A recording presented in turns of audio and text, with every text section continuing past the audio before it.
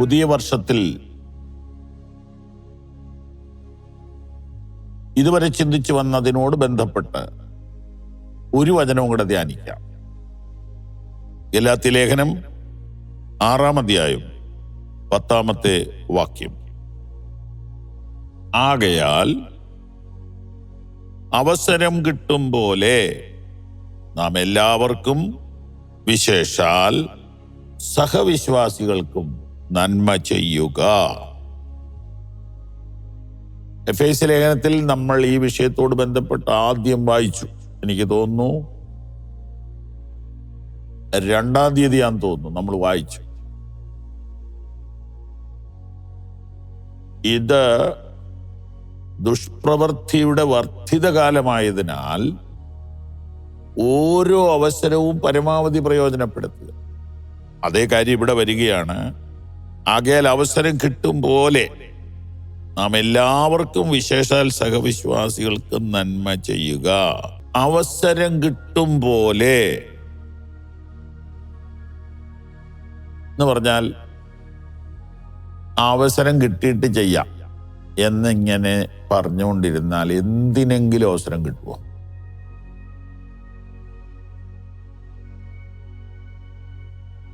നമ്മൾ അവസരം ഉണ്ടാക്കണ്ടേ? വന്ദേ ഭാരത് എന്ന ട്രെയിൻ കേരളത്തിൽ ഇറങ്ങിയപ്പോൾ അതൊന്ന് കാണണം, അതിലൊന്ന് യാത്ര ചെയ്യണമെന്ന് തീരുമാനിച്ചു. പക്ഷെ അതിനുവേണ്ടി ഒരു ദിവസം മാറ്റിവെച്ച് അത് നിർത്തുന്ന സ്റ്റോപ്പിൽ പോയി കയറാനും ഇറങ്ങാനും ഇതുവരെ സാധിച്ചില്ല. എന്നാൽ ചില ദിവസങ്ങൾക്ക് മുമ്പ് ഒരു കണ്ണൂർ മീറ്റിങ്ങിന് വേണ്ടി പോകുമ്പോൾ ഞാൻ അതിൽ തന്നെ ടിക്കറ്റ് എടുക്കാൻ സഹോദരന്മാരോട് പറഞ്ഞ് എടുത്തു. എൻ്റെ വീടിൻ്റെ അവിടുന്ന് 6 കിലോമീറ്റർ അകലെ റെയിൽവേ സ്റ്റേഷനുണ്ട്. പക്ഷെ ഈ വാഹനം അവിടെ നിർത്തുകയില്ല. 35 കിലോമീറ്റർ അകലെയുള്ള സ്റ്റേഷനിൽ പോയി അതേ കയറി. കയറാതെ നമുക്കത് എന്താന്ന് പറയാൻ പറ്റില്ലല്ലോ. വിമാനയാത്രയേക്കാൾ അതിമനോഹരം എന്ന് പറഞ്ഞാൽ മതിയല്ലോ. നല്ല നിലവാരം പുലർത്തുന്ന സർവീസും കംഫർട്ടായ സീറ്റും സുന്ദരമായ യാത്രയും. ഡോറുകൾ നമുക്ക് തുറക്കാൻ പറ്റില്ല, നമുക്ക് അടയ്ക്കാനും പറ്റില്ല.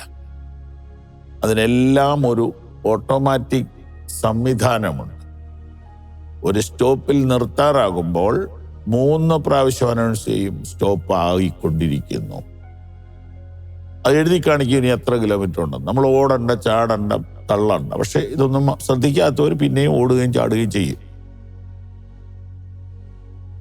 അങ്ങനെ നിർത്തുമ്പോൾ പറയും വണ്ടി നിർത്തി, ഡോർ തുറന്നിട്ട് ഇറങ്ങിയാൽ മതി. ഇച്ചിരി കഴിയുമ്പോൾ ഡോർ തുറക്കും, ഇറങ്ങാം, ഇറങ്ങിക്കഴിയുമ്പോൾ കയറാം. എന്നാൽ ആദ്യമായിട്ട് കയറാൻ വരുമ്പോൾ ഓടിച്ചെന്ന് വണ്ടി നിന്ന വഴി ഡോറിനിട്ട് തള്ളും. ഡോറിങ്ങനെ മാറിപ്പോകുന്ന സമയമുണ്ട്. അതുവരെ ക്ഷമിക്കണം, ഒരു 2 സെക്കൻഡ് മതി. പക്ഷെ നമ്മൾ ശീലിച്ചിട്ടില്ലാത്തതുകൊണ്ട് നമുക്കറിയില്ല. ഇതൊക്കെ വിദേശ രാജ്യങ്ങളിലുണ്ട്, അവരതിന് പരിശീലിച്ചിട്ടുമുണ്ട്. നമ്മളിപ്പോൾ ഇത്രയും വലിയ ഉദാഹരണം ഇവിടെ പറഞ്ഞ എന്തിനാ? സമയം കളഞ്ഞു, എനിക്കറിയാം. എങ്കിലും അവസരം ഉണ്ടാക്കിയാലേ അവസരം ഉണ്ടാകത്തുള്ളൂ. അതാണ് ഞാൻ പറഞ്ഞു വന്നത്. അവസരം ഉണ്ടാക്കിയാലേ അവസരം ഉണ്ടാവുള്ളൂ. ആകയാൽ നാം അവസരം കിട്ടും പോലെ എല്ലാവർക്കും നന്മ ചെയ്യാം. അതിനായി ഈ ജീവിതം. വിശേഷാൽ ഫെയ്ത്ത് ഫാമിലിയിൽ കൊടുക്കുക എന്ന് പറഞ്ഞാൽ വിശ്വാസ കുടുംബത്തിൽ വിശേഷാൽ നന്മ ചെയ്യുക എന്ന് പറഞ്ഞാൽ ദൈവസഭയുടെ പ്രവർത്തനങ്ങൾ നന്നായി നടന്നു പോകാൻ വേണ്ടി ചെയ്യേണ്ടതെല്ലാം ഏറ്റവും നന്നായി ചെയ്യുക. അപ്പൊ അവസരം കിട്ടും പോലെ എന്ന് പറഞ്ഞാൽ അവസരം കിട്ടും, പക്ഷെ ശ്രദ്ധിക്കണം. എപ്പോഴും അവസരം കിട്ടും, പോകുന്ന വഴികളിലൊക്കെ അവസരം കിട്ടും.